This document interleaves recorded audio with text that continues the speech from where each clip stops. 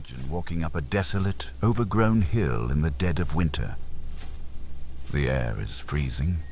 The ground is soaked from days of relentless rain. You are an 18-year-old boy hunting for a lost kite, but what you find in the tall grass will haunt the world for the next 60 years. Laying side by side in the dirt are two grown men.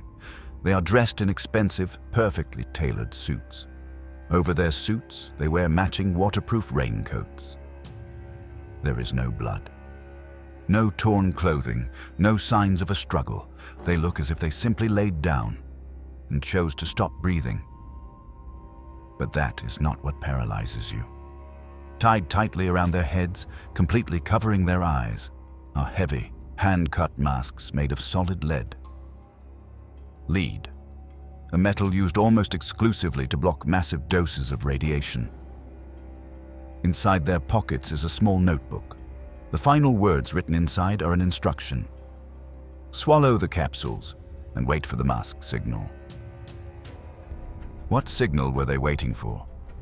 And more importantly, who sent it? Welcome to the Archives of Blood. The story begins on August 17, 1966, in the small Brazilian town of Campos dos Goitacazes. Manuel Pereira da Cruz and Miguel José Viana were not spies, soldiers, or criminals. They were electronic technicians, two ordinary men who fixed radios and televisions for a living. On that Wednesday morning, they told their wives they were taking a bus to the city of Niterói to buy some equipment for their shop. But this was no ordinary business trip. They brought with them 3 million cruzeiros, a massive amount of cash at the time, enough to buy a car. They boarded the bus at 9 a.m. When they arrived in Niterói, their behavior became deeply unsettling. Witnesses saw them enter a local store and purchase 2 identical waterproof raincoats. Why? The sky was perfectly clear. Next, they stopped at a local bar. They bought a single bottle of mineral water. The bartender later told police that Miguel appeared incredibly nervous. He was sweating, pacing, and constantly checking his watch. He looked like a man who was running late for an appointment with something he was terrified of. At 3:15 p.m., they walked out of the bar, holding the water bottle and the receipt. They began to hike up the steep, isolated paths of Vintém Hill. They would never be seen alive again. 3 days later, the boy looking for his kite stumbled upon their bodies. When the local police arrived, the crime scene looked like a surreal painting. It made absolutely no logical sense. The men were laying on a bed of large cut leaves. Someone had deliberately made a resting place for them. Next to them was the empty water bottle from the bar and 2 wet towels. There were no signs of a struggle, no defensive wounds. The 3 million cruzeiros they brought with them, gone. But the money didn't matter.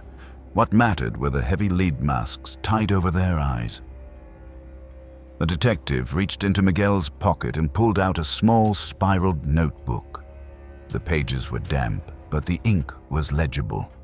Written inside was a step-by-step instruction manual for their own deaths. It read, 16:30, be at the agreed place.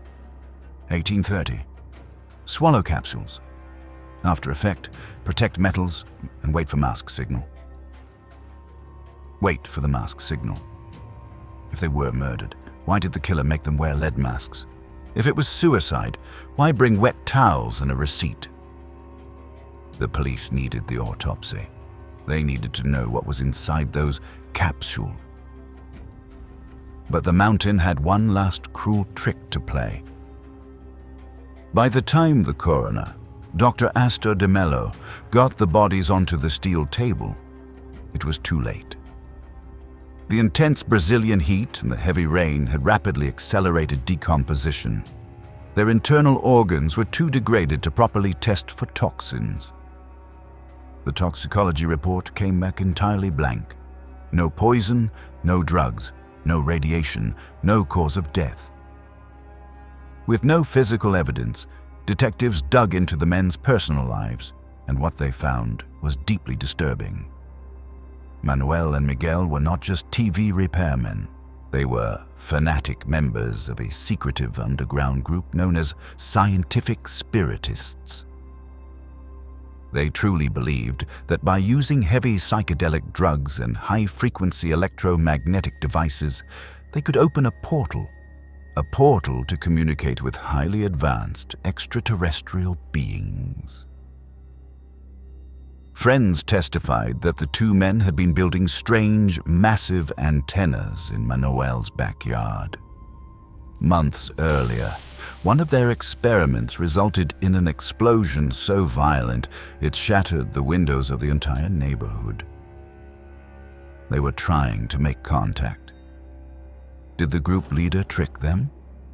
Did someone give them cyanide pills, telling them it was a spiritual gateway just to steal their money? The robbery theory makes sense. Until you uncover the darkest secret of this case, a secret the Brazilian police tried desperately to keep quiet. 4 years earlier, in 1962, another man was found dead on a hill in a neighboring town. His name was Hermes Machado. He was an electronic technician. He died of completely unknown causes, and tied tightly around his head was a crude, solid lid mask. This was not a random robbery. This was a pattern. Did a serial killer use the UFO cult as a way to lure technicians to their death? Or did Manuel and Miguel actually know what was coming? Lead blocks radiation. If you believed a blinding radioactive ship was going to descend from the sky to pick you up, you would need to protect your retinas. 60 years have passed. The bodies have turned to dust. The money was never found. The masks sit in a police evidence locker, heavy and silent. Manuel and Miguel followed the instructions perfectly. They took the capsules. They protected their metals. They put on their masks in the freezing rain. And they waited for the signal. Maybe the tragedy isn't that they died. Maybe the real tragedy is that the signal actually arrived. Subscribe to the Archives of Blood, because some mysteries are better left in the dark.